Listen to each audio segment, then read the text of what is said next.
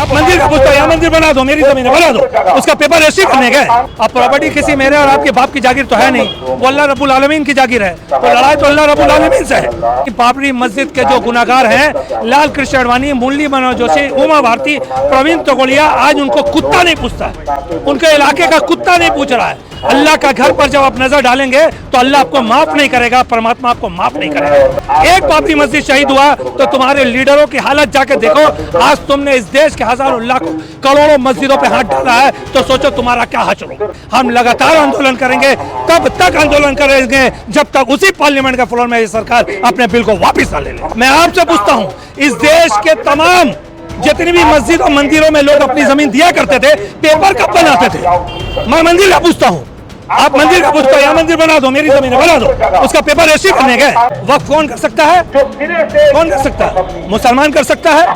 अल्लाह के रास्ता में, अल्लाह के राह में जब वक्त तुम डोनेट नहीं कर सकते तो वक्त बोर्ड में तुम क्या करोगे? अमित शाह है, कुछ भी हो सकता है, वो तो बोलता है कि हम लोग नेता हैं, हम लोग बोलेंगे, झूठ बोलेंगे, हम चुनावी जुमला बोलेंगे, लोग मान रहे हैं। सबसे पहली बात तो यह है कि कोर्ट का ऑर्डर वहीं तक इम्प्लीमेंट होता है जहां तक आवाम उसको मान ले।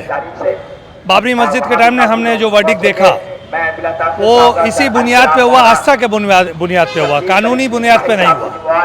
क्यों? क्योंकि पूरे हिंदुस्तान का हर मसलक का मुसलमान और उसके उलमा ये कह चुके थे कि जो भी अदालत का आखिरी फैसला होगा हम उसे मान लेंगे।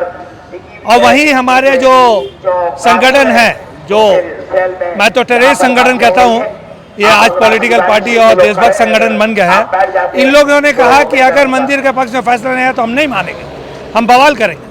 तो कोर्ट ने क्या किया कि देखा कि एक पक्ष तो मानने के लिए तैयार है, एक पक्ष नहीं मान रहा है, तो उन्होंने ये कह दिया कि वहाँ मस्जिद थी, वहाँ कोई मंदिर नहीं था, वहाँ पर मंदिर का कोई सबूत नहीं मिलता है। आज़ादी के बाद जो मुहूर्त रखा गया वो इल्लीगल है। मस्जिद का जो डिमोलिशन हुआ 1992 में वो भी इल्लीगल है, लेकिन चूँकि इसमें लोगों का आस्था है जुड़ा हुआ है, इसलिए ज़मीन मंदिर को दिया जा रहा है। तो मुसलमानों ने कह दिया था मान लें। आज की तारीख में यहाँ पर सवाल अब हमारी शरीयत पे है। मस्जिद तो एक है, हज़ार है, लाख है, लेकिन यहाँ शरीयत हमारी ज़िंदगी है, हमारी रूह है। तो आज यहाँ हमारे शरीयत के साथ छेड़खानी की जा रही है। अब प्रॉपर्टी किसी मेरे और आपके बाप की जागीर तो है नहीं, वो अल्लाह रब्बुल आलमीन की जागीर है। तो लड़ाई तो अल्लाह रब्बुल आलमीन से है। तो ये लड़ाई मुसलमान कौम लड़ रहा है। लेकिन एक बात याद रखना, आज आपके चैनल के माध्यम से मोदी और अमित शाह को मैसेज देना चाहता हूं कि याद रखना कि लाल कृष्ण आडवाणी, बाबरी मस्जिद के जो गुनाहगार हैं, लाल कृष्ण आडवाणी, मुरली मनोहर जोशी, उमा भारती, प्रवीण तोगड़िया, आज उनको कुत्ता नहीं पूछता है, उनके इलाके का कुत्ता नहीं पूछ रहा है। अल्लाह का घर पर जब आप नजर डालेंगे तो अल्लाह आपको माफ नहीं करेगा, परमात्मा आपको माफ नहीं करेगा। उसी तरीका से एक बाबरी मस्जिद शहीद हुआ तो तुम्हारे लीडरों की हालत जाके देखो। आज तुमने इस देश के हजारों लाखों करोड़ों मस्जिदों पे हाथ डाला है, तो सोचो तुम्हारा क्या हश्र होगा, क्या हश्र होगा, सोच के देखो। बयानबाजी से कुछ नहीं होगा। संसद में बिल पास हो गया, अमित शाह कह रहे हैं कि मानना पड़ेगा। संसद में बिल पास करना उनके पास इख्तियार था, उन्होंने किया। और हमारे पास जो इख्तियार है, जो कानूनी संवैधानिक अधिकार है, हम उसका राइट्स का हम लोग सहारा लेके हम लगातार आंदोलन करेंगे, तब तक आंदोलन करेंगे जब तक उसी पार्लियामेंट के फ्लोर में ये सरकार अपने बिल को वापस ना ले ले। लेकिन प्रधानमंत्री मोदी ने एक बात कही है मुसलमानों के लिए कि वक्फ बोर्ड अगर सही से काम करता तो मुसलमान पंचायत बना रहे। ये सिर्फ मोदी जी नहीं, अब इस देश के बहुत सारे इनके बीजेपी IT सेल के एजेंट और सो कॉल खरीदे हुए मुस्लिम लीडर भी ये बात कर रहे हैं कि वक्फ बोर्ड से क्या फायदा हुआ, वक्फ से आम मुसलमान का, गरीब मुसलमान का क्या फायदा हुआ। अरे मेरे भाई, सबसे पहले तुम मुझे ये बताओ कि इस देश में वक्फ की संपत्ति 9 लाख एकड़ है और 3 स्टेट तमिलनाडु, तेलंगाना और आंध्र प्रदेश की मंदिरों के ट्रस्ट की जमीन मिला दो तो वो 12 लाख एकड़ है। नंबर 1। नंबर 2 बात, आप जो कह रहे हैं कि इससे गरीब मुसलमानों का क्या फायदा हुआ, तो गरीब मुसलमान नमाज कहाँ पढ़ रहे हैं? गरीब मुसलमान अपने लाशों को कहाँ रख रहे हैं? गरीबी मुसलमान अपने ईदगाह कहाँ पर नमाज पढ़ रहे हैं? आज गरीब मुसलमान उन्हीं सब चीजों पर, और गरीब मुसलमान हम शहरों में रहते हैं, समझते यही मस्जिद में पढ़ते हैं। आज हमारे भी मुसलमानों का 90% आबादी रूरल एरिया में पढ़ता है, रूरल एरिया में रहता है। मजदूर का, गरीब का हर बच्चा, आज 90% मुसलमानों का बच्चा मदारिस से अपना इल्म और हासिल कर रहा है, उसी मदरसा से हासिल कर रहा है जिस मदरसा में वक्त की जमीन पर जो मदरसा कायम है। ये कानून कहाँ पर मदरसा और मस्जिद छीनने जा रहा है? आप लग रहा ठीक से पढ़े नहीं।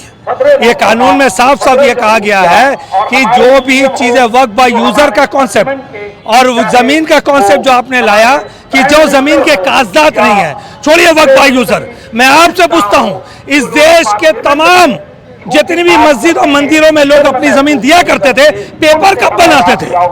मैं मंदिर का पूछता हूँ, आप मंदिर का पूछते हो, यहाँ मंदिर बना दो, मेरी जमीन है बना दो, उसका पेपर रजिस्ट्री करने गए। आज से 30 साल पहले भाई हमारे यहाँ पढ़ने के लिए नमाज मेरे जमीन पर पढ़ लो। उन्होंने कभी सोचा नहीं था कि हिंदुस्तान की सरजमीन में एक ऐसा सरकार आएगा जो उन मस्जिदों पे भी उंगली उठा देगा कि इसका कागजात लाओ।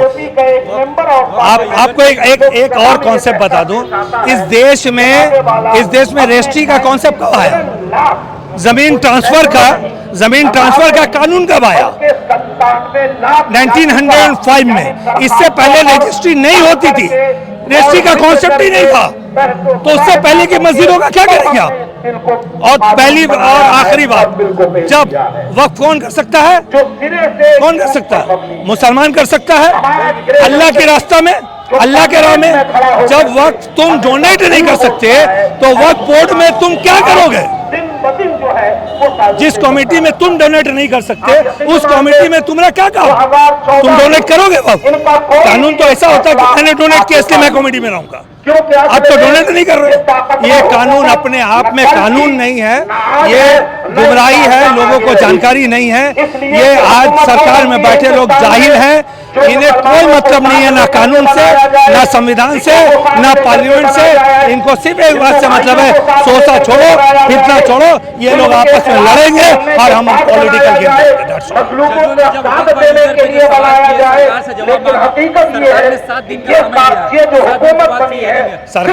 सरकार ने जेपीसी में 3 महीने का भी समय लिया था, लेकिन उस 3 महीने में उन्होंने क्या किया?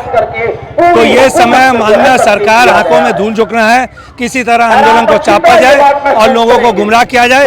लगातार झूठ पर झूठ, झूठ पर झूठ, झूठ पर झूठ। ये पार्लियामेंट के फ्लोर में खड़ा होकर झूठ कहते हैं। अमित शाह पार्लियामेंट के फ्लोर में खड़ा कहते हैं 2 लाख करोड़ का वक्फ संपत्ति है। कहाँ लिखा है? कौन सा? लास्ट सेक्टर कमेटी रिपोर्ट आया, उसमें बुक वैल्यू बताया गया 16,000 करोड़, आप बता रहे 2 लाख करोड़। अमित शाह है, कुछ भी हो सकता है। वो तो बोलता है कि हम लोग नेता हैं, हम लोग बोलेंगे, झूठ बोलेंगे, हम चुनावी जुमला बोलेंगे। लोग मान रहे तो माने, हम तो नहीं माने। होम मिनिस्टर तली पार है, आपको जानकारी है इस बात का? होम मिनिस्टर खुद तली पार है, उसको कानून के बारे में ना नॉलेज है, ना उसको आगे के बारे में, ना पीछे के, और वक्फ कानून के बारे में आज वो लोग कानून बना रहे हैं जो खुद अंगूठा चाट रहे हैं। अफसोस की बात तो यही।